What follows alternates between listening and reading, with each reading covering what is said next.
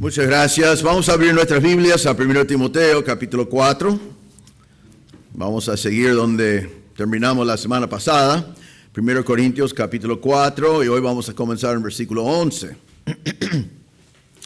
Muchas veces cuando pensamos, como estamos mirando en este pasaje, cuando pensamos en el buen ministro, especialmente cuando hablamos de un pastor, pero en general está hablando de un buen ministro que puede ser un pastor o un miembro que quiere ser un buen ministro de Cristo Jesús, nosotros pensamos en lo que hace. Pero vamos a ver hoy que Dios está más interesado en quién es. Nosotros pensamos en lo que hace. Dios piensa más en quién es, en su vida espiritual. Ahora, es muy importante lo que hace. La semana pasada vimos los deberes de un buen ministro y vimos que son cosas que él hace. Él advierte de error con autoridad a los hermanos. Él se alimenta a sí mismo con la palabra de Dios y la sana doctrina. Él desecha los mitos no bíblicos, que especialmente si alguien trata de ponerlos en la Biblia para que la gente no esté confundido. Y él se ejercita como un atleta con gran dedicación, pero no para ganar un trofeo, para ganar una competencia, sino se ejercita para la piedad. Piedad en la Biblia significa todas las cosas que pertenecen a Dios. Él se dedica como atleta a las cosas que tienen que ver con Dios. Pero hoy, en el pasaje que vamos a ver hoy, Pablo va a pasar de lo que hace el buen ministro y va a dar una serie de mandatos sobre la vida personal del buen ministro. Digo una serie de mandatos porque es muy notable que en 6 versículos Pablo va a dar 10 imperativos, 10 mandatos. Significa que hay cosas que Dios quiere llamarnos la atención y quiere que hagamos. Yo en esta noche, algunos van juntos, entonces voy a dividirlos en 6 mandatos sobre la vida del buen ministro de Cristo Jesús. Estos se aplican específicamente a pastores, pero no está dirigido a los pastores, sino a vos si querés ser un buen ministro de Cristo Jesús.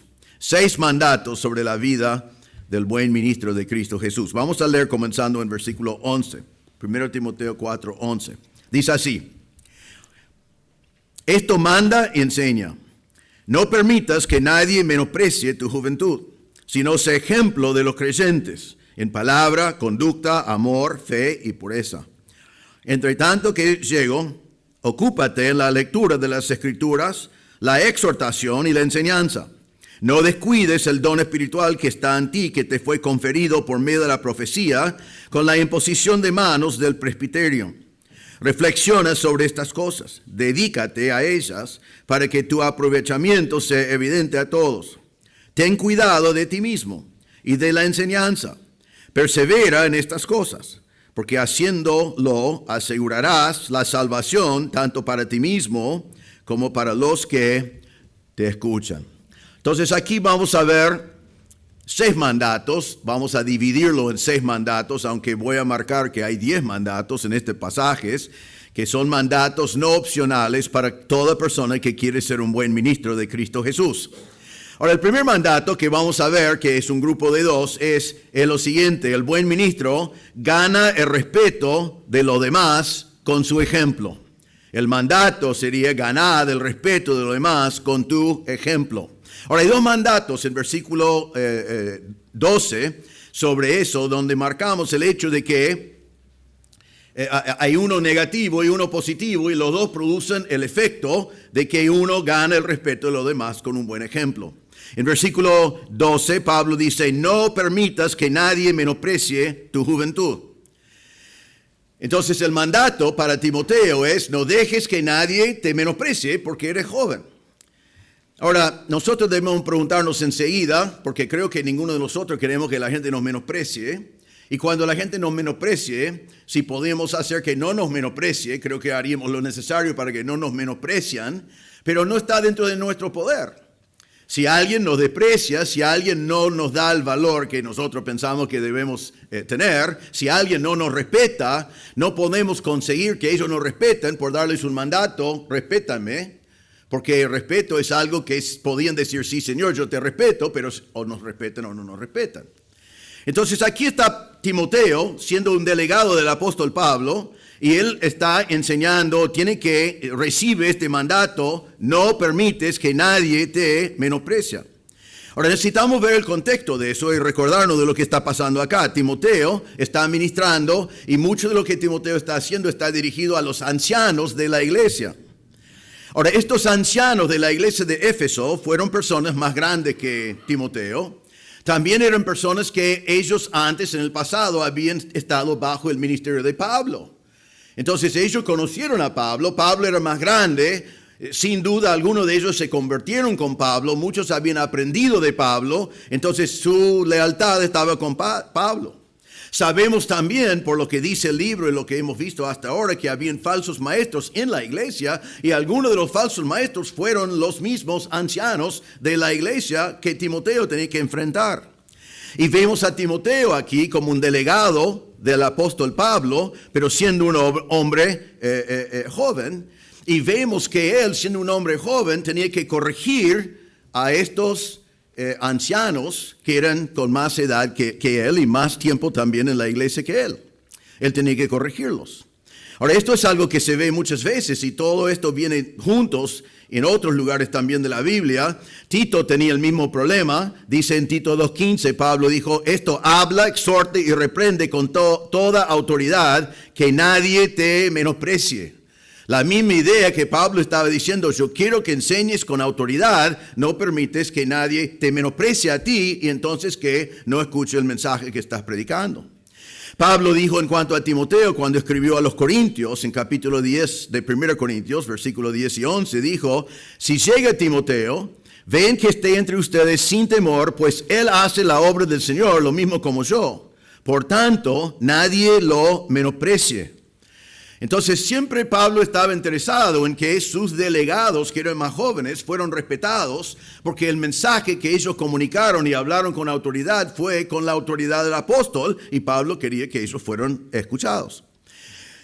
Otro problema que encontramos en el contexto era la realidad cultural de aquel entonces. Para los griegos del primer siglo, edad significaba respeto. Si una persona era más grande, fue respetado porque era más grande.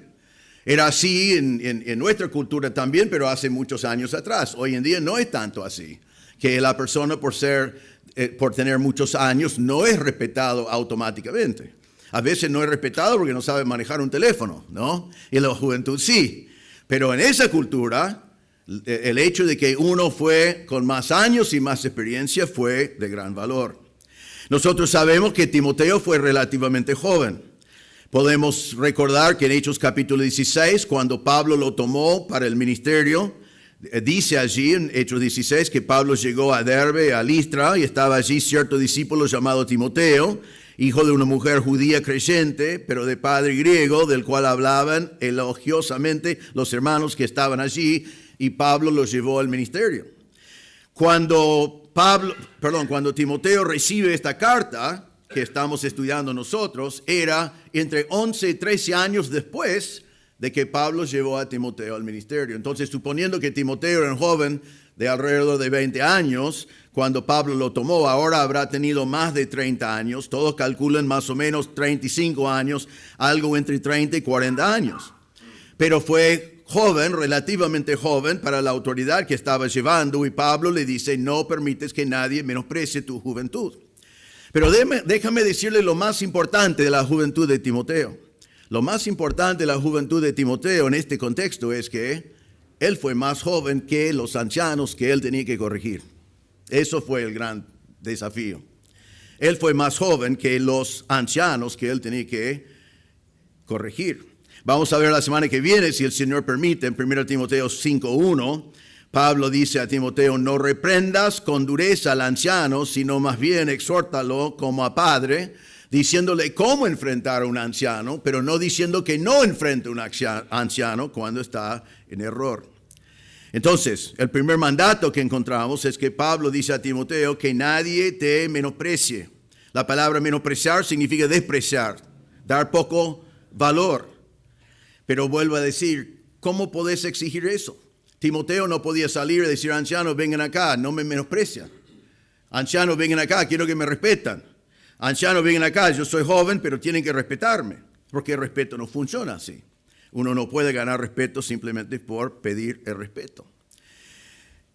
Todo pastor que tiene muchos años, en un tiempo fue un pastor joven. Yo me acuerdo cuando yo era un pastor joven, ¿no? Apenas, ¿no? Y nosotros llegamos a Argentina a los 25 años. Ahora, en Estados Unidos, de donde vinimos nosotros, la gente por allí, primero no te dicen mucho en la calle. En aquel entonces, todo el mundo estaba en sus autos y cosas. Vinimos acá y no tuvimos auto, andamos en los colectivos y andamos por la calle. Y la gente acá en la calle siempre querían saber la hora o querían saber algo, siempre preguntaron algo. Y yo me acuerdo que yo estaba aprendiendo castellano, pero algunas palabras que aprendí enseguida fueron las palabras che flaco, que en aquel entonces me dijeron che flaco. Nadie hoy me dice che flaco, ¿no? O me dijeron che joven. Yo tenía 25 años, yo me consideraba un grande ya, y era un pastor, y me dicen che joven. Hoy tampoco nadie me dice en la calle, che, joven, menos si quieren burlarse de mí, ¿no? Pero no dicen eso. Pero yo me acuerdo que tratando de hacer el ministerio y teniendo 25, 26, 27, 28, 29, 30 años, que a veces el hecho de que uno fue joven fue menos escuchado. Es como que lo que tenía que decir, aunque fuera de la palabra de Dios, tenía menos peso porque era joven. Y así es, eso es la normalidad. Yo me acuerdo en mi caso, llegué a los 25 años y parecía que tenía 20 años, y después pasaron los años y siempre fue che joven, fue hasta los 35, 36, 37 años, que todavía parecía que tenía 25 años, hasta que Dios hizo algo mágico. Entre los 37 y los 39 años, Dios cambió mi pelo. Mi pelo fue de negro a blanco, así como una noche. Creo que Cristina hizo eso una noche cuando estaba durmiendo. Y me levanto a la mañana, 2 años después, y en vez de che joven me dicen che viejo y che gordo. Eso pasó en otro momento, más gradualmente, ¿no? Pero eso no cambia nada de quién es la persona en sí, pero lo que estoy marcando, lo que estoy tratando de marcar es que Timoteo no podía simplemente exigir que ellos le traten con respeto, porque el respeto no funciona así. Entonces Pablo combina un segundo mandato en este versículo diciendo a Timoteo cómo lograr que nadie menosprecie su juventud. Y creo que es importante parar acá porque hay muchos jóvenes entre nosotros y cuando un joven puede pasar en el hogar, puede pasar en el trabajo. Más importante para nosotros hoy cuando pasa en la iglesia, que uno como joven quiere servir al Señor, pero está tomado un poco porque es un joven. Entonces, muchas veces esa persona con frustración quiere llamar la atención, quiere hacer algo para decir, pero yo estoy hablando de la cosa de Dios, tienen que escucharme. Pero aquí Pablo dice a Timoteo cómo lograrlo y le da un segundo mandamiento en versículo 12. Dice, no permitas, mandato, que nadie menosprecie tu juventud, sino, mandato, sé ejemplo de los creyentes. Sé ejemplo de los creyentes. Si querés que la gente te respeta, sé un ejemplo. La palabra sé es un mandato, es la palabra ser. Está hablando de quién eres. Como persona, no por lo que haces en sí, eso viene automáticamente. Por quién eres, seas una persona que es un ejemplo a los hermanos. La edad no es lo que importa es tu madurez espiritual. Tu conocimiento no es lo que importa es tu sabiduría espiritual. Lo que haces no es importante tanto como lo que eres. Entonces él dice, sé un buen ejemplo. Eso es la solución. La solución no es exigir el respeto, es ganar respeto por ser un ejemplo de las cosas del Señor delante de los hermanos. Entonces Pablo le dice, sé un ejemplo, mandato. Un ejemplo es un patrón, un modelo, es una persona que otros pueden seguir, una persona que otros ven cómo es tu vida y dicen, eso es un modelo. Yo leo en la Biblia cómo debo vivir y allí veo una persona que ya lo está haciendo, así lo puedo visualizar, yo quiero seguir su lideranza, yo quiero escuchar lo que dice. Ahora Pablo nos dice eso muchas veces en la palabra de Dios, es un concepto bíblico que debemos tener modelos y debemos ser modelos, debemos imitar a otros y debemos ser dignos de ser imitados por otros. En Filipenses 3:17 Pablo dijo, hermanos, sean imitadores míos y observen a los que andan según el ejemplo que tienen en nosotros. Ahora Pablo fue un apóstol, pero Pablo fue un pecador. Él no fue perfecto, él no fue sin pecado, pero él dijo, sean imitadores de nosotros y pueden seguir nuestro ejemplo. Estamos dejando un ejemplo que pueden seguir. En 1 Timoteo 5:3, hablando de pastores, dice que los pastores no deben tener señorío sobre los que les han sido confiados, sino demostrando ser ejemplos, modelos para el rebaño que el rebaño puede seguir. En Hebreos 13:7 dice, acuérdense de sus guías, está hablando de los pastores, acuérdense de sus guías que les hablaron la palabra de Dios y considerando el resultado de su conducta, imitan su fe. Entonces la idea de que un líder espiritual debe ser una persona digno de imitar, digno de seguir su ejemplo, es un concepto bien bíblico. Ahora, siempre miramos en el modelo de hombres con los ojos puestos en Cristo y mirando en la palabra de Dios, porque los hombres no pueden desilusionar. Pero eso no cambia que es un concepto bíblico de que nosotros debemos ser modelos para los que vienen atrás, para que puedan leer la Biblia y ver cómo aplicar la Biblia en la vida de una persona.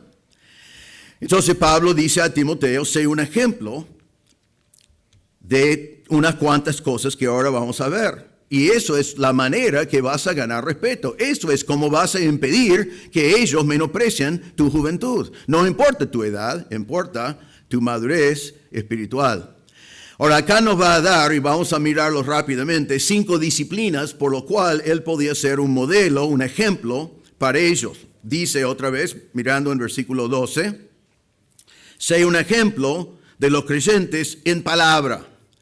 Ahora aquí la idea de ser un ejemplo en palabra no está hablando del púlpito, no está hablando de cómo predica, está hablando de cómo habla cuando no está en el púlpito.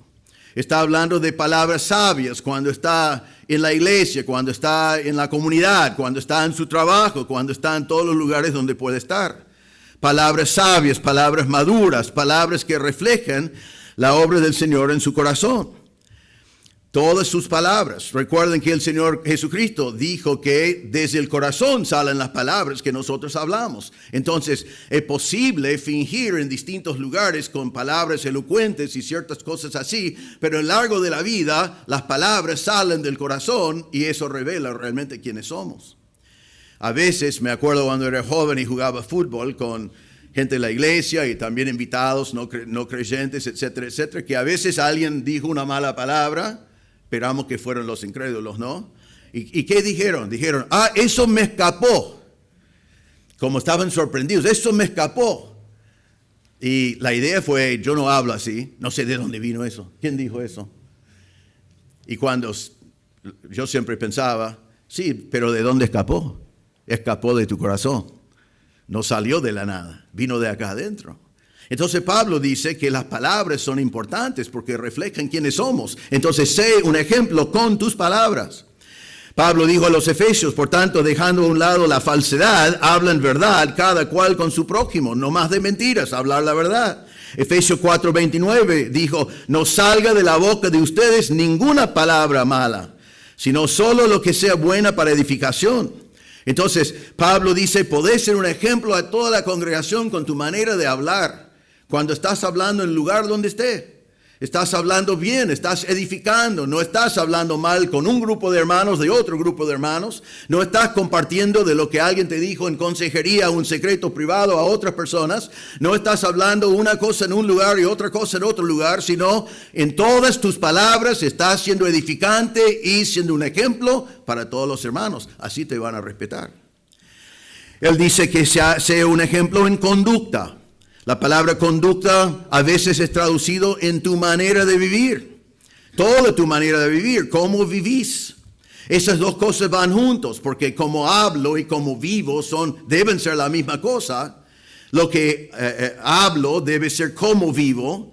No debo vivir en hipocresía como estaban haciendo los falsos maestros que dijeron una cosa y vivieron otra cosa y entonces la gente no podía respetarlos. Pero Pablo dice, si quieres ser respetado, que todo lo que digas y lo que vivas sea la misma cosa, que no seas hipócrita, que no seas como el dicho que tenemos, haga lo que digo y no lo que hago, sino que Timoteo puede decir, haga lo que hago, porque estoy haciendo lo que está de acuerdo con la sana doctrina.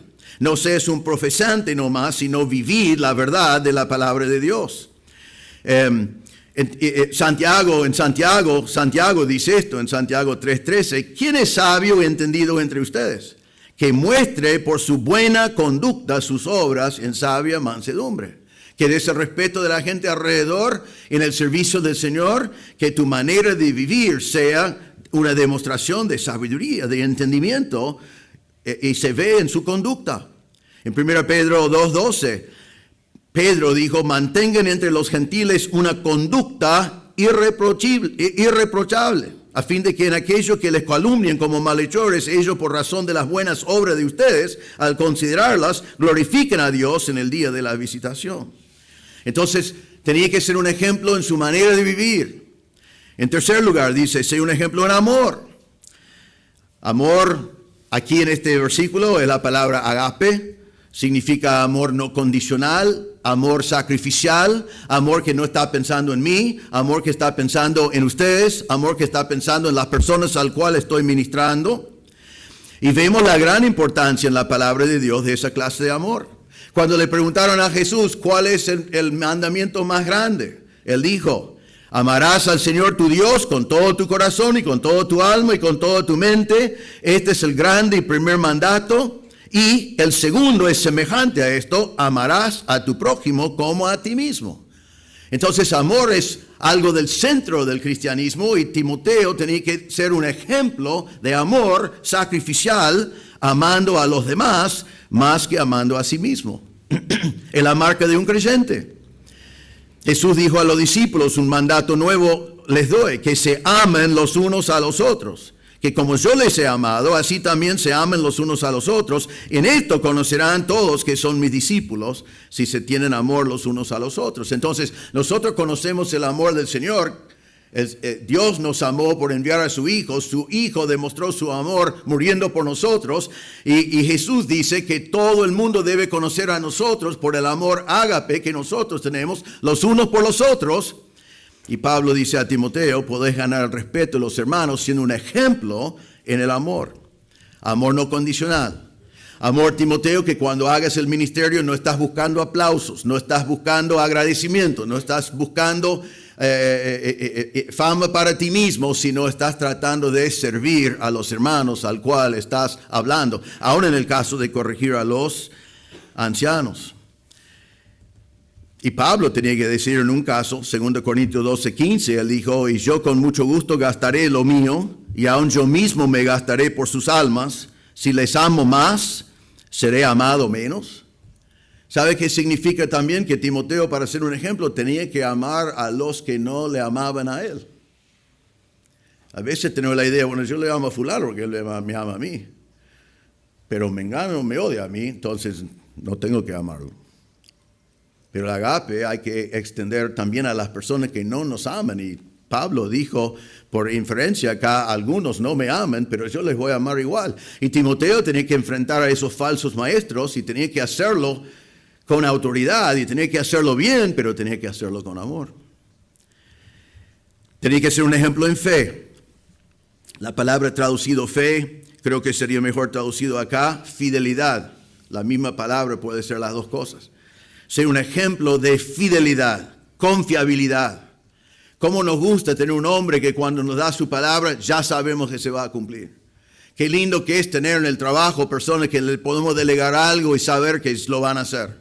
Y qué lindo es la iglesia cuando alguien dice, yo hago ese ministerio, yo voy a hacer tal cosa, yo voy a hablar con fulano. Y ya sabemos que ya está, porque es confiable, es fiel. Y sabemos que día tras día, semana tras semana, año tras año, siempre va a ser fiel. Y Pablo dice a Timoteo, querés que ellos respeten, y es importante que te respeten porque tenés un mensaje importante que ellos tienen que escuchar. Entonces, sé un ejemplo de fidelidad. 1 Corintios 4:2, Pablo dijo, ahora bien, lo que se requiere además de los administradores, de los servidores del Señor, es que cada uno sea hallado fiel. El Señor nos da distintos dones y distintos ministerios y distintas personalidades, pero lo que exige de cada uno de nosotros en la obra de Dios es fidelidad. En quinto lugar, Pablo dice que sea un ejemplo en pureza. Pureza aquí realmente está hablando de su conducta con las mujeres, está hablando de su conducta en el nivel sexual y está hablando tanto de sus acciones como las intenciones de su corazón. La semana que viene, otra vez, si el Señor nos permite, vamos a ver en 1 Timoteo 5:2 que él dice que Timoteo tiene que tratar a las ancianas como a madres y a las más jóvenes como hermanas, con toda pureza, dice la palabra de Dios. Timoteo, como pastor, ¿cómo tratas a las hermanas jóvenes de la iglesia? Tratalo como una hermana de sangre, una hermana con pureza. Cuídate en cuanto a esas cosas. Entonces, Pablo dice todo esto a Timoteo sabiendo que la falta de ser un ejemplo en todas estas áreas produciría menosprecio. ¿Quién quiere seguir a alguien que cuando habla no puede saber si es la verdad o no? ¿Quién quiere seguir a alguien que dice una cosa y vive otra cosa?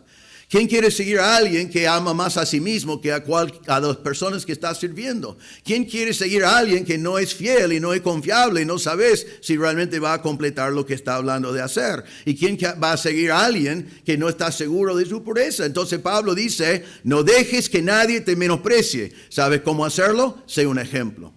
Sé un ejemplo en todas estas áreas. Y la gente va a respetarte, vas a poder ministrarles, no les van a menospreciar. Si no haces estas cosas, no eres digno de ser un líder, no es un buen ministro, pero si eres un ejemplo en estas áreas, entonces vas a tener un ministerio más amplio.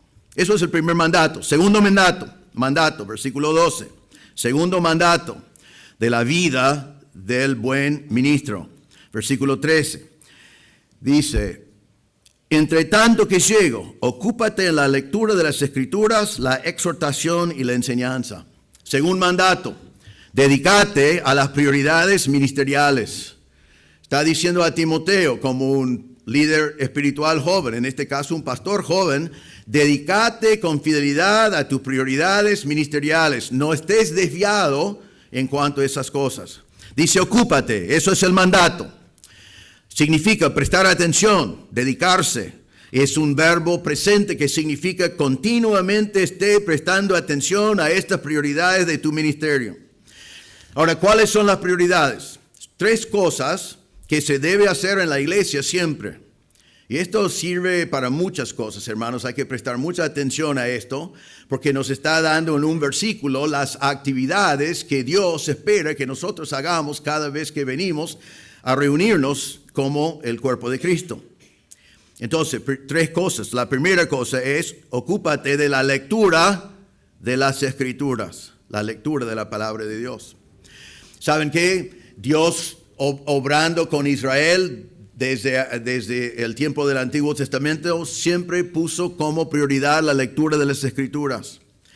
En Deuteronomio 31, versículos 11 y 12, dice así, cuando todo Israel venga a presentarse delante del Señor tu Dios en el lugar que Él escoja, leerás esta ley delante de todo Israel a oídos de ellos. Cuando se congregan, pueblo de Israel, van a leer la ley que yo les estoy dando.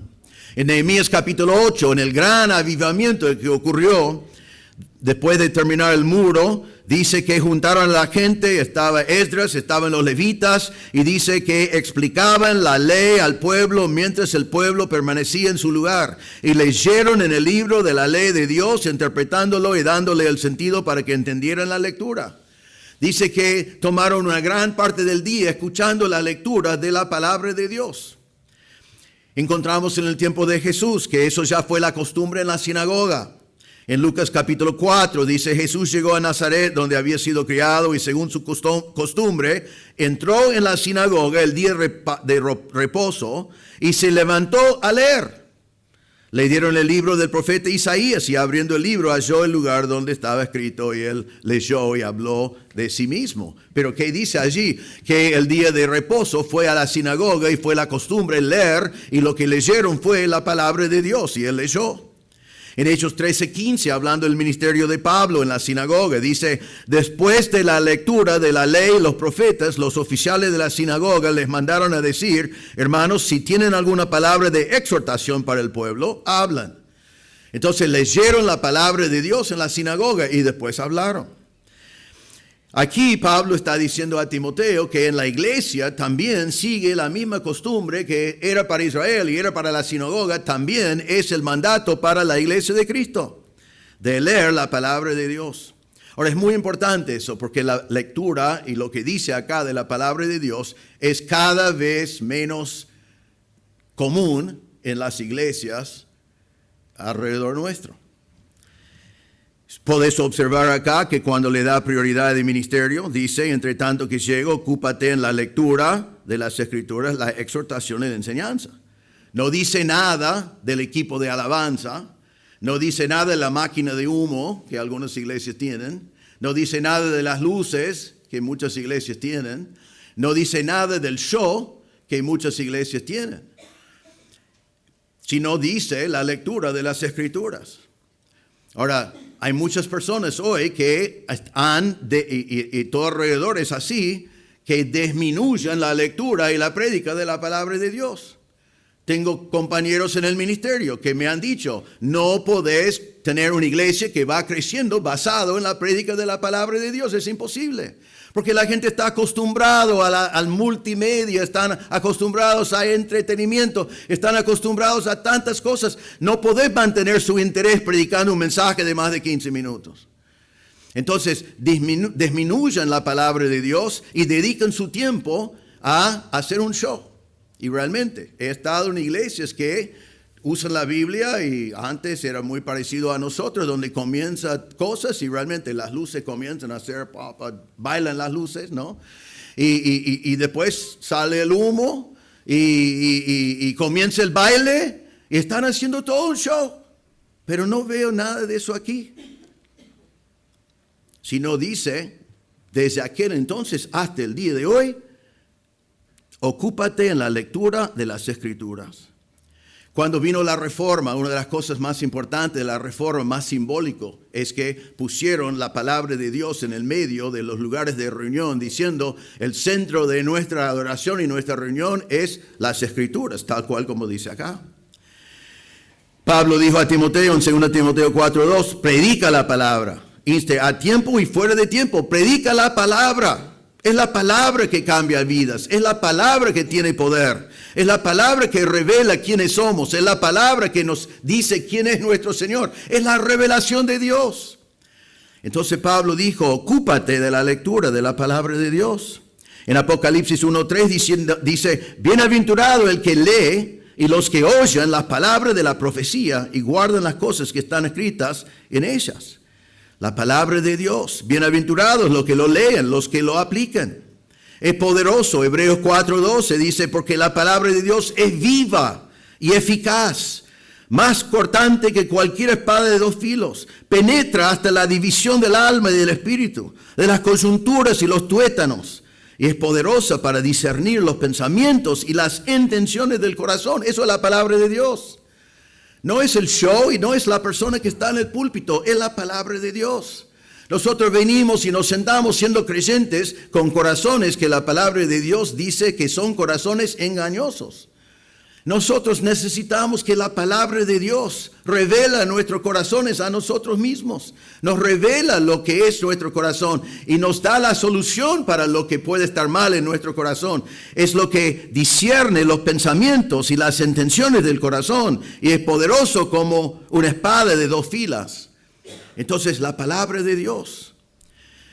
Eso fue lo que él tenía que enseñar. Y en el tiempo de Timoteo, cuando estaba enfrentando error, fue muy importante porque 2 Timoteo 3:16 dice, que lo conocemos muy bien, dice, toda escritura es inspirada de Dios, por Dios, y dice, es útil para enseñar, pero también para reprender, para corregir, para instruir. Entonces, un lugar como Éfeso, donde había mucho error, qué mejor que la lectura de la palabra de Dios para comparar la enseñanza falsa que estaban dando con la verdad de la palabra de Dios. Y entonces el buen ministro ministra la palabra de Dios. Eso es lo que Dios utiliza para cambiar vidas. Que la segunda cosa está relacionado, otra vez en versículo 13, ocúpate en la lectura de las Escrituras, la exhortación. La palabra exhortación allí es la palabra paraklesis en griego, que significa animar, exhortar, advertir. La lectura va a la mente, la gente entiende la lectura, la exhortación va al corazón. ¿Qué vas a hacer con esta palabra de Dios que has escuchado? ¿Vas a escucharlo y guardarlo y seguir su vida como que no pasaba nada? ¿O vas a tomar lo que escuchaste en tu corazón y aplicarlo a tu vida? Eso es lo que se hace con la exhortación. ¿Qué tiene que ver esta verdad de la palabra en mi vida? Santiago dijo en Santiago 1:22, sean hacedores de la palabra y no solamente oidores que se engañan a sí mismos. No sean oidores y no hacedores porque se engañan a sí mismos. Se creen que son espirituales porque escucharon la palabra, pero no obedecieron la palabra. Y él dice que es como una persona que mira en el espejo, ve un desastre y dice, perfecto, y sale y sigue su vida. Entonces Pablo dice, ocúpate en la lectura, ocúpate en la exhortación. Predica a los hermanos para que sepan qué hacer con la palabra de Dios, cómo aplicarlo a sus vidas. Y después dice, y ocúpate de la enseñanza. Ahora recuerden que la palabra enseñanza en el Nuevo Testamento y la palabra doctrina es la misma palabra. Está diciendo aquí, ocúpate de la doctrina, de la verdad, del contenido, lo que tiene autoridad. Nosotros sabemos que la opinión del predicador no tiene autoridad. Mi opinión no significa nada, no tiene más valor que la opinión de cualquier de nosotros o de cualquier otra persona, pero lo que dice la palabra de Dios, eso tiene autoridad. Y por eso es que eso es lo que predicamos. Vimos hace unas semanas atrás en 1 Timoteo 4:6 que Pablo dijo, al señalar estas cosas a los hermanos, serás un buen ministro de Cristo Jesús, nutrido con las palabras de la fe y de la buena doctrina que has seguido. Es esa buena doctrina, sana doctrina que debe ser predicado. En 1 Timoteo 6, que espero llegar allí en unos meses, dice, si alguien enseña una doctrina diferente y no se conforma a las sanas palabras, las de nuestro Señor Jesucristo, y la doctrina que conforme a la piedad, está envanecido. Entonces hay doctrina mala, hay doctrina falsa, y hay doctrina sana, y hay doctrina que viene de las palabras del Señor. Pablo dice, ocúpate de la doctrina que estás enseñando. No enseñes falsa doctrina como algunos estaban haciendo. En Hechos 2:42, recuerdan el día de Pentecostés, el primer día de la iglesia. 3,000 personas se convirtieron, 3,000 personas se bautizaron, 3,000 personas se agregaron. Y el próximo versículo, primera actividad de la iglesia de Cristo cuando nació, dice así, y se dedicaban continuamente en la doctrina de los apóstoles. Perseveraban en la doctrina de los apóstoles. Y eso es lo que Timoteo tenía que hacer.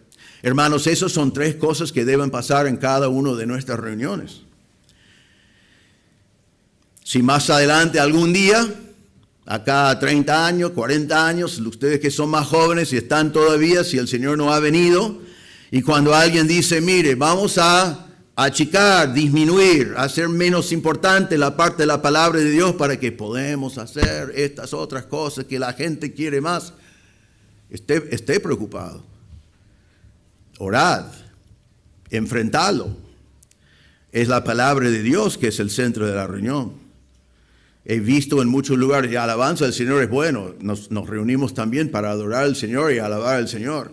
Pero hay lugares donde hacen 2 horas de alabanza, 8 minutos de Biblia, y lo que los 8 minutos de Biblia significa que el hombre abre la Biblia, pero no dice lo que dijo Dios. Ten cuidado, atentos. Pablo dijo, ocúpate, dedícate a estas cosas. Entonces, hermano de la iglesia, vigilan eso. Y si no eres un pastor y dices, ¿cómo yo me ocupo de eso? Bueno, gracias a Dios, en nuestra iglesia las cosas son así y deben seguir siendo así. Si vos vas a una reunión de impacto, esto es el centro de la reunión de jóvenes de impacto. Si vos vas a una reunión de dulos, esto es lo que se hace en la reunión de dulos. Si vas arriba hoy a la clase de Arca, esto es lo que se hace allí en Arca. Si vas a Años Dorados, esto es lo que... Todos los ministerios, eso es lo que se hace.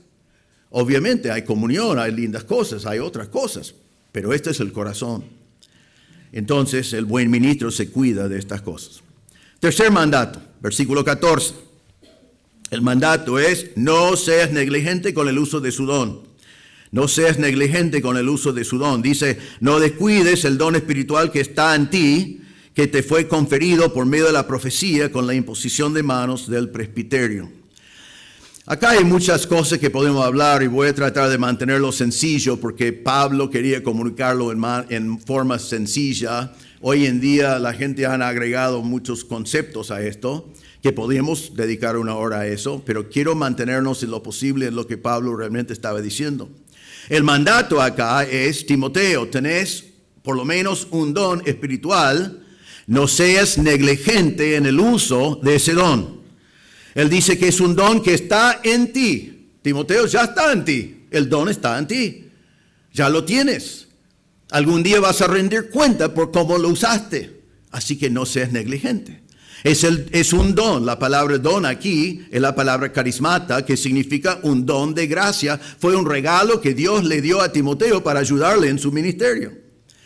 Y nosotros sabemos de 1 Pedro 4:10 que cada don espiritual es un don dado para el beneficio de los demás.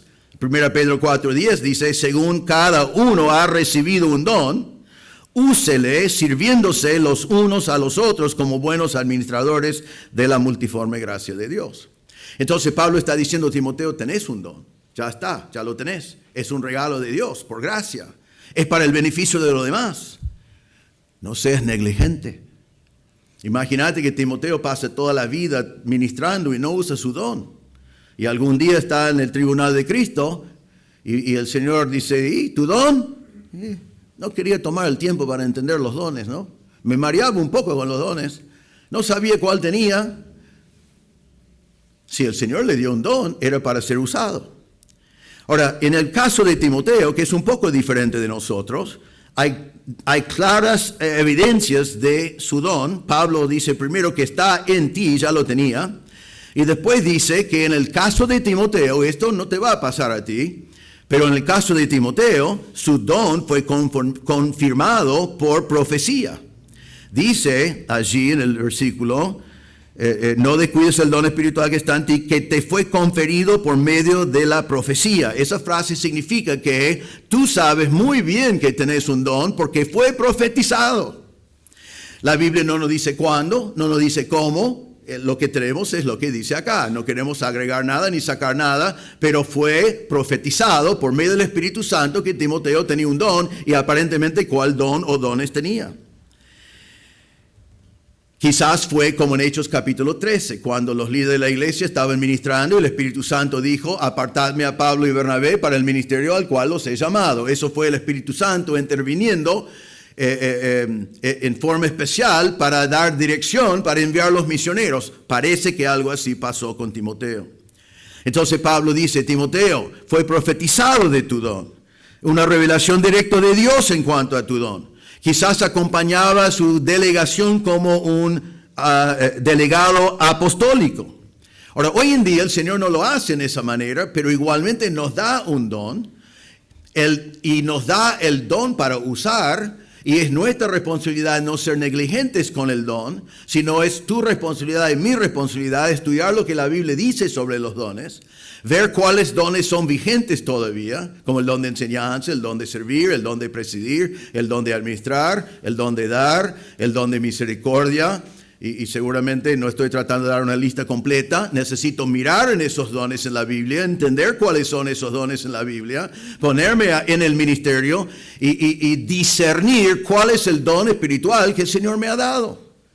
Y una vez que lo he discernido, entonces puedo entrar en ministerios donde puedo utilizar el don espiritual, esa capacidad sobrenatural que vino de parte de Dios para la gloria de Dios.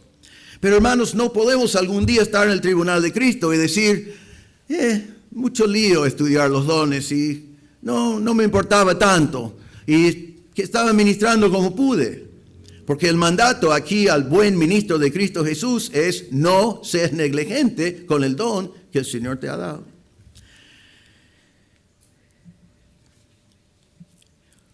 Personalmente les ilustro. Yo creo que el Señor me ha dado dos dones: el don de enseñanza y el don de administración. Si miras alrededor de la iglesia y miras alrededor del ministerio, creo que probablemente todos estarían de acuerdo con eso. Ahora, entonces, una vez, pero yo no nací con una carta que decía: Reinaldo, algún día vas a ser un pastor y a propósito vas a tener el don de administración y el don de enseñanza, sino que cuando era joven comencé a servir, a ministrar, y en primer lugar me di cuenta del don de administración porque nadie quería administrar nada y a mí me gustó administrar todo, y a otros cuando organizaron cosas no eran organizados, y yo cuando los organicé normalmente estaban bien organizados. Y lo más importante es que la organización facilitaba el ministerio de muchas otras personas que podían trabajar tranquilamente porque las cosas estaban bien organizadas. Ahora, ¿eso es una virtud mía? No. Es un regalo de Dios, un don de Dios, que debo utilizar para servir al Señor y a todo lo demás.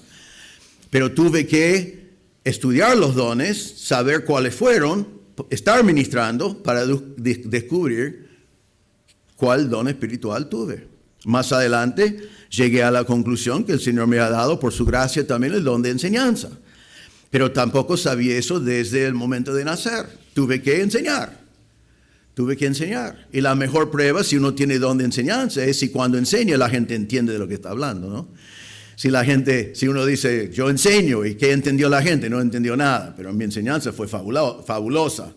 O si entienden y les impacta la vida, si Dios lo utiliza para el bien en su vida. Y así es con cada uno de los dones. Pero no podés ser negligente en cuanto a tu don.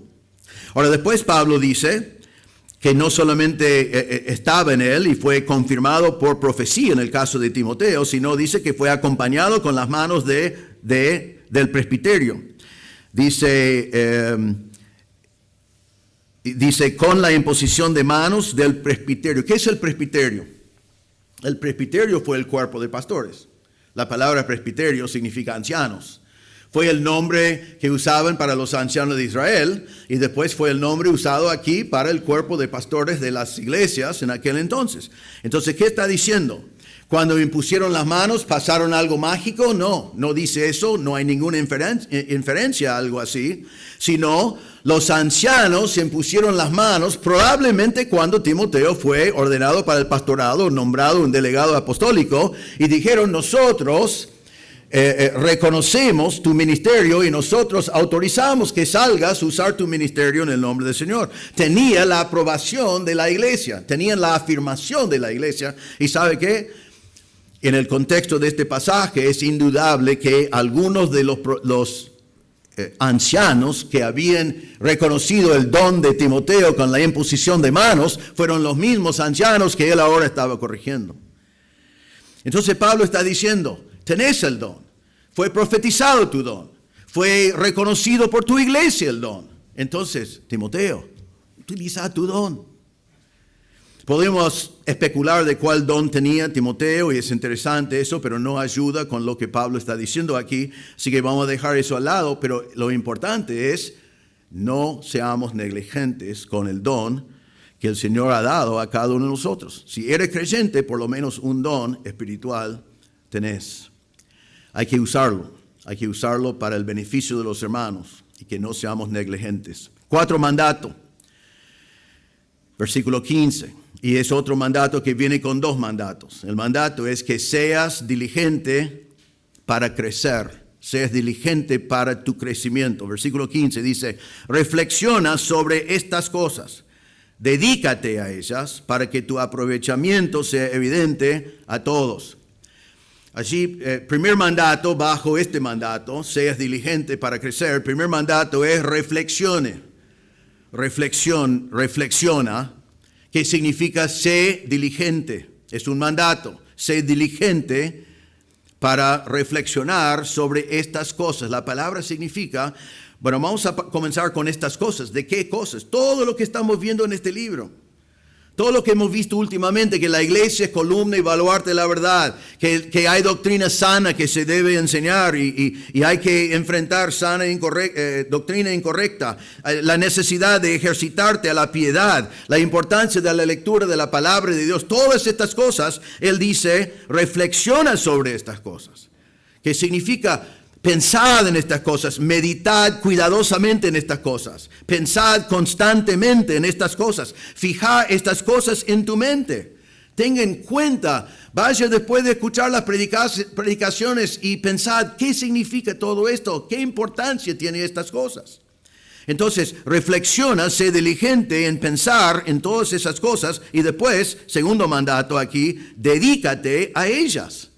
Dedícate. Ahora, la palabra dedícate, ¿sabe lo que es en griego? Lo vimos antes en el pasaje. Es otra vez la palabra ser. Ser. Lo que está diciendo acá es meditad sobre estas cosas y vividlo. Sé lo que significan estas palabras. Es el verbo ser, vivir, existir. Es lo que tiene que ser. Significa que ya meditar en todas estas cosas hay que absorberlo, hay que vivirlo, respirarlo, comerlo. Debe llegar a ser parte de tu interior, debe ser parte de tu vida. Dedícate a estas cosas. No es tu trabajo, es tu vida. No es tu ministerio, es tu vida. Las cosas del Señor, la piedad al cual vimos la semana pasada de ejercitarnos, es nuestra vida. Que seamos diligentes en pensarlo y que seamos diligentes en que sea quienes somos. Ahora, pero vimos que este punto, el mandato fue de ser diligente para crecer. Y mire lo que dice en versículo 15, que es el resultado de meditar sobre estas cosas y ser estas cosas. Dice, para que tu aprovechamiento sea evidente a todos. El resultado de meditar en las cosas del Señor hasta el punto de que llega a ser las costumbres de tu vida, hasta que llega a ser quien eres, será observado por todos los demás. La palabra aprovechamiento realmente significa tu progreso, tu avanzar, tu crecer. Es un término militar de cuando un ejército iba progresando, avanzando. Entonces Pablo está diciendo, recuerda, está hablando a Timoteo, este líder joven, al cual tenía que decir que nadie menosprecie su juventud. Está diciendo, cuando meditas en estas cosas, entendés estas cosas, vivís estas cosas, sos estas cosas, tu progreso va a ser evidente para todos. Todos van a ver tu crecimiento. Vas a estar siempre progresando, siempre creciendo, y va a ser evidente a todos. Pablo había dicho de los falsos maestros que ellos no progresaron. Era todo el contrario. 2 Timoteo 3:9 dice, pero no progresarán más, pues su insensatez será manifiesta a todos. Es casi lo mismo el reflejo. No progresen más, su insensatez es manifiesto a todos. Pero aquí dice a Timoteo que tú vas a progresar y va a ser evidente a todos. Y eso significa que el buen ministro del Señor siempre está creciendo. Siempre está creciendo porque está pensando, meditando en las cosas de Dios, aplicándolo a su corazón. Y la palabra de Dios está cambiando su ser. Y todo el mundo alrededor dice, mire, ¿viste a fulano? ¿Ves el interés que tiene en las cosas del Señor? ¿Ves que cuando habla de la palabra de Dios tiene conocimiento? ¿Ves que cuando comentó una cosa era sabio? ¿Ves que de dónde vino? Hace poco estaba hablando pavadas y ahora está hablando cosas pesadas, o sea, con peso, grandes. ¿De dónde vino eso? Vino de la palabra de Dios. Y su progreso es evidente para todos. Pablo mismo creció en ese progreso continuo. Él dijo, hermanos, yo mismo no considero haberlo ya alcanzado. No he llegado a donde quiero llegar. Pero una cosa hago, olvidando lo que queda atrás y extendiéndome a lo que está delante, prosigo hacia la meta para obtener el premio del supremo llamamiento de Dios en Cristo Jesús. Entonces, el buen ministro de Cristo piensa en estas cosas, absorbe estas cosas, vive estas cosas y tiene cada vez un ministerio más impactante porque su progreso es palpable, es visible, es evidente a todos.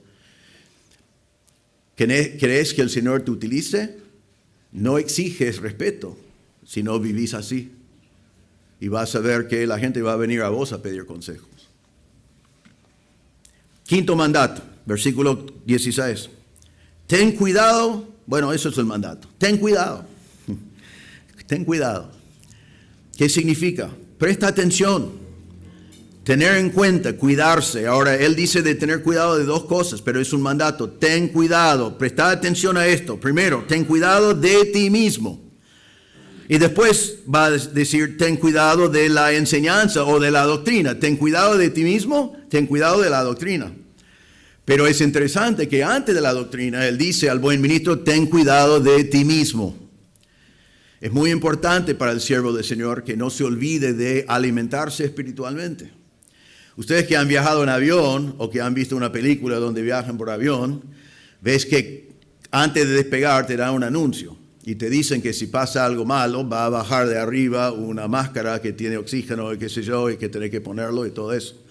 Y los que viajan saben que te dicen una cosa, siempre dicen, si eso ocurre y tenés a alguien acompañándote, poné el tuyo primero y después ayuda a la persona que está al lado. Siempre dicen eso. Porque si uno está en avión y eso baja, yo nunca estaba en uno que bajó, gracias a Dios, pero si ocurra y tenés un hijo, por ejemplo, ¿qué sería la tendencia? A atender a tu hijo antes de atender a ti mismo. Y aparentemente en ciertas situaciones de peligro, mientras que tratás de ayudar a tu hijo, por allí vos desmayás y nadie ayuda a ninguno de los dos. Entonces siempre dicen, primero de ti mismo y después de tu acompañante si necesita ayuda. Pablo y Dios están diciendo algo parecido acá. Si nosotros vamos a ser buenos ministros de Cristo y ministrar a los demás, también tenemos que asegurar que estamos bien ministrados nosotros. Vigila a ti mismo. Vigila a ti mismo. Quizás podemos decir, esté tan crítico de ti mismo como si eres de otros, si estás sirviendo al Señor. Esté tan analítico de los problemas que vos podés tener, que tenés para los demás. Porque una falla en tu carácter personal termina burlando de tu doctrina. Si vos enseñás siempre la verdad, pero después tu vida es un náufrago espiritual, entonces todos los que quieren descontar tu doctrina lo van a hacer por medio de tu mal testimonio. Yo podía darles ejemplo tras ejemplo tras ejemplo. Alguien me hablaba la semana pasada, no hace 2 semanas. Me hablaba de un pastor que tenía buena doctrina. Y dijo que fue muy legalista y que dijo así, siempre así, siempre para pureza, para esto, para el otro. No le gustó. Yo no sé quién es, no lo conocí nunca, me estaba contando esta historia. Pero después la historia terminó así, como muchas historias que he escuchado. Y al final, ¿sabe lo que pasó con ese pastor? Se fue con la secretaria. ¡Qué tragedia! Es una tragedia. Pero la persona que contó la historia usó su pecado para contradecir su doctrina, que en sí no fue malo, fue bueno. Y así es, si nosotros no nos cuidamos de nosotros. No solamente podemos terminar en pecado nosotros, pero dejamos una mala impresión de la buena doctrina que podemos haber enseñado. Entonces Pablo dice, cuídate de ti mismo y después de la doctrina. John MacArthur dijo, la herramienta mayor del líder de Dios es el poder de una vida ejemplar. Tenemos que cuidar de nosotros. Y después dice, y ten cuidado de la doctrina, la enseñanza, la doctrina. Ten cuidado de lo que enseñas. No hay que desviarse. Hermano, conozco pastores ya a mi edad, conozco pastores de mi edad que no predican hoy lo que predicaron cuando eran jóvenes. Han sido llevados por la cultura. Han sido llevados por la fama, han sido llevados por otros intereses. Es triste verlo. Pero el líder, el buen ministro, tiene que cuidar de su doctrina, de lo que enseña, de no desviarse, prestar mucha atención siempre que lo que está predicando es lo que la palabra de Dios enseña. 6º y último mandato, también el versículo 16. Después de tener cuidado de ti mismo y de la enseñanza, dice, persevera. Persevera es el mandato, persevera. ¿Qué significa persistir, continuar, quedarse? La idea es, en todas estas cosas hay que hacerlo por toda la vida. No seas un buen ministro por un ratito. Hemos tenido en la historia de nuestras iglesias excelentes, aparentemente, entre comillas, excelentes, buenos ministros del Señor, que hoy en día no están. Desaparecieron. Aparentemente ni fueron salvos. Pablo dice acá, persevera en estas cosas. Toda una vida, persistir, quedarse, no te muevas. Porque la permanencia, y es lo que va a enseñarnos acá, es la evidencia de tu salvación.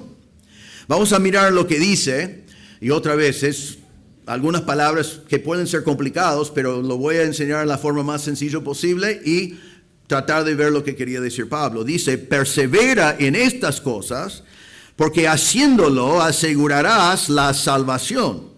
tanto para ti mismo como para los que te escuchan. Ahora, nosotros sabemos que la salvación depende del Señor y que no se puede perder la salvación. Pero aquí está diciendo que tenía que permanecer. Ahora, ese concepto de permanecer en la fe es muy común en la Biblia. Déjame dar un par de ejemplos. En Hechos 14:22 dice, fortaleciendo los ánimos de los discípulos, exhortándolos a que perseveraran en la fe. Diciendo, es necesario que a través de muchas tribulaciones entremos en el reino de Dios. Entonces, anticipando persecución, les exhortaba que perseveran en la fe. La fe que has declarado, perseverad. Hay muchos profesantes. Los profesantes, cuando viene tribulación, no permanecen. En la tribulación que demuestra que fueron profesantes y no convertidos, porque cuando vienen pruebas y dificultades, desaparecen. Es lo que dice en 1 Juan, cuando dice, ya no son de nosotros, porque nunca fueron de nosotros, porque si hubieran sido de nosotros, todavía estarían de nosotros. Entonces, a veces vienen pruebas, tribulaciones y distintas cosas en la vida que demuestra quién es realmente creyente y quién es profesante, quién es trigo y quién es cizaña, quién realmente está en el reino de Dios y quiénes no. ¿Y cómo se nota eso? Por su permanencia. Por su permanencia. Filipenses 1:6 dice, estoy convencido de esto, que el que comenzó en ustedes la buena obra la perfeccionará hasta el día de Cristo Jesús. La persona que el Señor ha salvado, el Señor va a cuidarlos y hacerlos permanecer, perseverar hasta el día del Señor. Entonces, dice acá, persevera en estas cosas, porque haciendo así aseguras la salvación tanto para ti mismo como para los que te escuchan. Cuando vos y yo permanecemos en estas cosas, damos evidencia de nuestra salvación eterna. Eso no es lo que nos salva, pero es lo que muestra a los demás que somos salvos. Es la evidencia. Ahora, pero después dice que si permanecemos en estas cosas, también podemos asegurar la salvación de otros. Y nosotros sabemos... Y ya voy a terminar, yo sé que es tiempo de terminar, pero es importante esto, me va a llevar un momento nomás. Sabemos que nosotros no podemos salvar a nadie, ¿no? Vos y yo no podemos salvar a nadie. Podemos predicar el Evangelio, estamos mandados a hacerlo, pero no podemos salvar a nadie. ¿Por qué? Porque están muertos. Están muertos. Efesios 2:1 dice, Él los dio vida a ustedes que estaban muertos en sus delitos y pecados. Yo no puedo resucitar un muerto físico y no puedo dar vida a un muerto espiritual. No puedo. No tengo ese poder. Solo Dios puede hacer eso. En Tito 3:5 dice, nos salvó no por las obras de justicia que nosotros hubiéramos hecho, sino conforme a su misericordia por medio del lavamiento de la regeneración por el Espíritu. Regeneración es el Espíritu que da vida. Así que vos y yo tenemos que predicar el Evangelio a toda criatura, pero no podemos salvar a nadie. Pero aquí dice que si permanecemos en estas cosas, aseguramos la salvación de los que nos escuchan. ¿Qué significa eso? Bueno, la Biblia también habla mucho de esa idea y quiero mostrarles, porque estos versículos conocen, pero a veces no lo pensamos en esa manera. Pablo dijo de los judíos, de su pueblo, en Romanos 11:14, dijo, si en alguna manera puedo causar celos a mis compatriotas y salvar a algunos de ellos. Ahora, Pablo no podía salvar a ellos, él sabía que no podía salvarlos. Lo que estaba diciendo es que yo quiero tener un ministerio de tal manera que Dios me utiliza a mí para salvar a mi pueblo. Conocemos mejor, quizás 1 Corintios 7:16, que está hablando del matrimonio, y dice, pues, ¿cómo sabes tú, mujer, si salvarás a tu marido? ¿O cómo sabes tú, marido, si salvarás a tu mujer? Ninguno de nosotros, ningún marido puede salvar a su esposa, ninguna esposa puede salvar a su marido, pero Dios puede utilizar un marido para la salvación de su mujer y Dios puede utilizar una mujer para la salvación de su marido. Y eso es lo que está diciendo. En 1 Corintios 9:22, Pablo dijo a los débiles, me hice débil para ganar a los débiles, a todos me he hecho todo para que por todos los medios, salve a algunos. Pablo no estaba diciendo que él iba a salvar a algunos, estaba diciendo que él trató de acomodar su manera en lo que no era mandato bíblico para que podía presentar el mensaje del Evangelio en la manera más clara para que más personas podían ser salvos. Entonces, ¿qué está diciendo acá? Está diciendo a vos y a mí como buenos ministros que perseveramos en las cosas del Señor hasta que el Señor venga o hasta que el Señor nos lleve a su presencia, y ese testimonio de firmeza y de constancia Dios puede utilizar para salvar a otros. Déjame compartir una ilustración que está relacionada a un versículo que vimos hace poco. Algunos de ustedes se acuerdan de Iris Zapata. Ese fue miembro de nuestra iglesia por muchos años. Falleció en la pandemia, al principio de la pandemia. Ya está con el Señor. Y algunos de ustedes conocieron a su papá. Quizás pocos, pero algunos de ustedes conocieron a su papá. Su papá, yo lo conocí hace muchos años. Él era de otra iglesia, pero nos cruzamos siempre. ¿Sabe por qué cruzamos siempre? Porque él siempre estaba haciendo ministerio en todo lugar. Por allí alguien me invita a un estudio bíblico y voy allí él está participando, está full. Ahora, el padre de Iris se convirtió como hombre grande, de una vida desastrosa, se convirtió. Y después sus dos hijas se convirtieron, él vivió para el Señor, servía al Señor en iglesias por 40, 45 años. Al final de su vida pasó sus últimos años congregándose con nosotros. Pero su esposa nunca quería saber nada. Estaba en contra, hizo la vida imposible. Él servía al Señor año tras año, década tras década, siendo un buen testimonio delante de ella, sirviendo al Señor con su vida, siempre con esa dificultad. Y siempre oramos por él, siempre damos gracias a Dios por su ministerio. ¿Sabe qué? En la última semana de la vida, su esposa se convirtió. Aceptó a Cristo como Salvador. ¿Vimos fruto de justicia? No había oportunidad, pero creemos que fue salvo de verdad. El testimonio fue muy claro, ella había entendido el Evangelio. El hombre fue fiel delante de ellos como creyente por 40, 50 años. Y Dios lo utilizó para que ella fuera salvo. Hoy está en el cielo. Los padres de Iris con Iris por toda la eternidad. Y Pablo está diciendo acá, persevera, persevera, persevera, persevera, porque tu testimonio de perseverancia puede ser lo que Dios utiliza para salvar a otros. Entonces, realmente aquí en este pasaje hemos visto 10 mandamientos, y es importante que vos y yo decidimos qué vamos a hacer con cada uno de esos mandamientos. Un mandamiento que vimos, el primero, no vivir de una manera que permite a la gente menospreciarnos. No vivir así. No vivir en hipocresía, no vivir fingiendo. No dejamos a la gente menospreciar porque nuestra vida no es digno de respeto. ¿Qué vas a hacer con eso?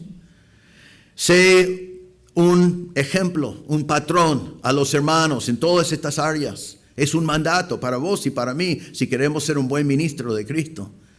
Estás siendo un patrón. Está siendo un ejemplo que otros pueden seguir, un ejemplo que otros pueden decir, allí es la palabra de Dios en vida. Quiero seguir a esa persona. ¿Está dedicándote al ministerio de la palabra?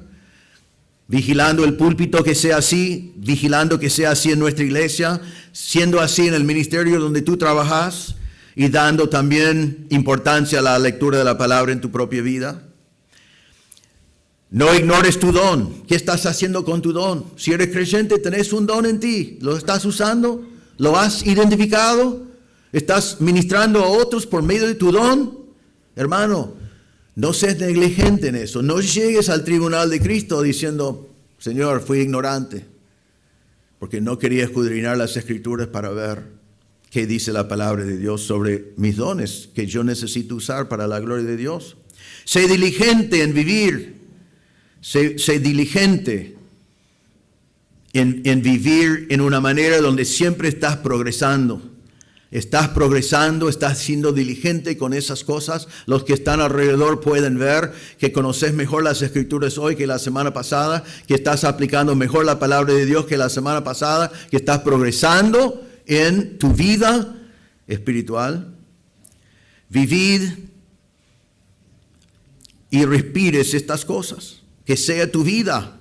¿Qué vas a hacer con eso? Evaluar a ti mismo, tu vida personal. Tu vida personal es lo que Dios quiere que sea. Evalúa tu doctrina. ¿Estás creyendo lo correcto? ¿Estás pensando bíblicamente? ¿Estás enseñando lo correcto? Perseverar hasta la venida del Señor. ¿Vas a perseverar? ¿Estás haciendo las cosas necesarias para estar firme en tu fe y ser un buen testimonio de los demás? Todo esto es para que otros también sean salvos. Entonces tenemos la semana pasada los deberes del buen ministro. Hoy vemos cómo debe ser la vida del buen siervo. ¿Cómo es tu vida? ¿Estás dejando al Señor cambiarte desde adentro para afuera? Eso es lo que Él quiere hacer. Porque Dios quiere que seamos una iglesia de buenos ministros de Cristo Jesús. Todos buenos ministros de Cristo Jesús, dándole el lugar que corresponde. Pero eso depende de ti, de ti, de ti, de ti, de ti y de mí. Si dejamos que la palabra de Dios impacte nuestras vidas en esta manera. Tenés que decidir qué vas a hacer con todos estos mandatos. Ahora quiero terminar con esto. El propósito del último mandato es que otros sean salvos. Y quizás hay alguien entre nosotros hoy que no conoce a Cristo como Salvador.